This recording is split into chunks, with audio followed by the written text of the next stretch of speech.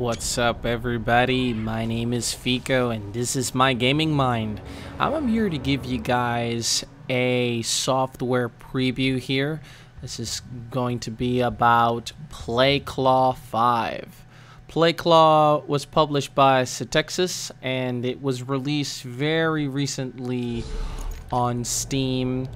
It was a part of one of those applications that was on Greenlight, but it looks like it didn't go through Greenlight. It must have just gotten released on its own there.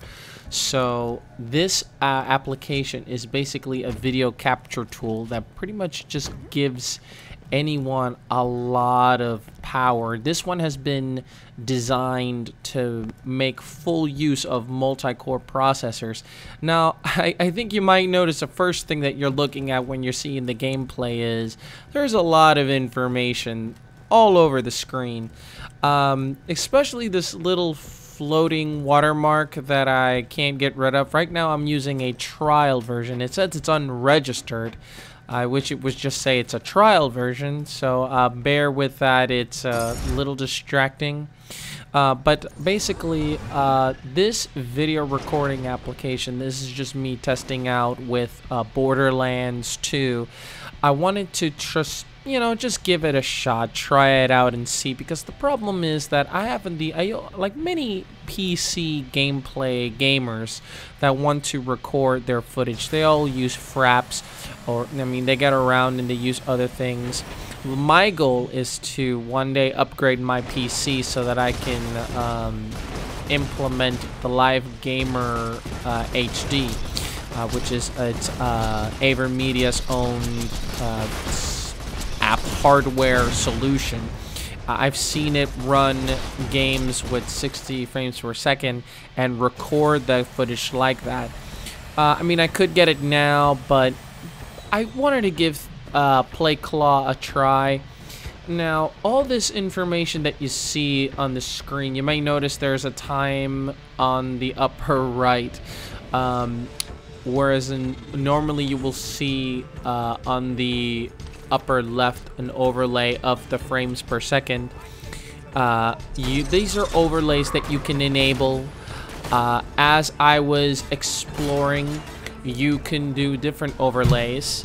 Like, for example, there are overlays for the GPU usage, the GPU's temperature, also the CPUs. This application makes advantage of multiple cores. I am recording in 30 frames per second, but you can actually increase the frame rate. You can increase it to 60 if you want. You can use this application to capture screenshots. You can use different overlays, like voice overlays for TeamSpeak 3 and Ventrilo, which you can actually, if you have a TeamSpeak 3 account, I think what happens, you can actually have TeamSpeak, and if you have that overlay enabled, you can actually see who is in your group, and it'll light up whoever talks. So if you want to just show people who you're doing the TeamSpeak with, you can show the overlay. You can show a timer overlay. You can set up profiles on this game, so it's like you don't have to actually keep setting up every time you want to play a game. You can set up a specific profile. So if you want to set up like a Call of Duty or Battlefield overlay, or set up specific, you can set it that way. You can also have webcam support. You could also do in-game recording, like with a microphone as well. I think you could also do an image overlay as well. It's got a pre-recording feature. It can go up to like 16 audio sources. This application is ridiculous. As you're seeing as you're playing, I don't know if you could recall in past times that I've recorded using FRAPS, if you've noticed that at times the frame rate kind of sort of dips. It dips. I do not know what it is. I could probably not have a single application running, just FRAPS and the game, and yet somehow it kind of sort of dips. I tried playing around a lot with the settings, but somehow the dips just keep happening. I didn't have a single problem, and I think the reason why it's because unlike I'm dying a lot. I'm sorry. My apologies for this gaming. I suck today. Well, anyway, the reason why it's probably because FRAPS uses the resources of the computer, runs in the background, and it records uncompressed and doesn't convert it to a different file format. It kind of just uncompresses it into an AVI file. I have not experimented too much with this application yet. Haven't not played too much with PlayClaw 5's other settings, but I can definitely tell you that it's the nature of the beast. But I think you can go into lower ways that you can like get the best out of your save space.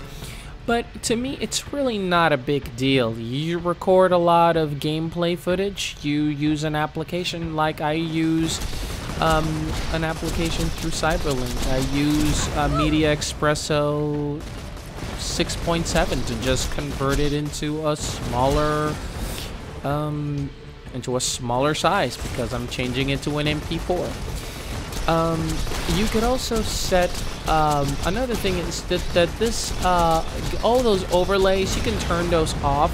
Right now they're on. I don't know if they're on because this is the trial version, but I am going to experiment with this more. You can actually display them on and off if you want. My overall initial impressions with PlayClaw 5. This, I don't know how I didn't hear soon about PlayClaw, but I love this application and I'm going to be playing with it a lot more. And if anybody else has any suggestions of whether they've heard of PlayClaw and they can swear by it over FRAPS, once I get paid again, I think I'm going to invest in PlayClaw till maybe one day I could get the Live Gamer HD. But for now, it sounds like a really good investment. So anyway, guys, you guys let me know what you guys think about this gameplay footage. Any differences between the one that you were seeing before? I noticed that it's very, very smooth. Again, I apologize for that floating little red message that keeps showing up. But anyway, guys, thank you for watching once again. I'm nearing the 100 videos, so if you guys have any suggestions of what you guys like to see, leave them down in the comments. And as always, like it if you really like it, give it a thumbs up, and subscribe if you like. As always, I am Fico, and this is my gaming mind. I'm gonna leave you guys with the soothing sounds of me killing some sandworms. Peace and love, guys.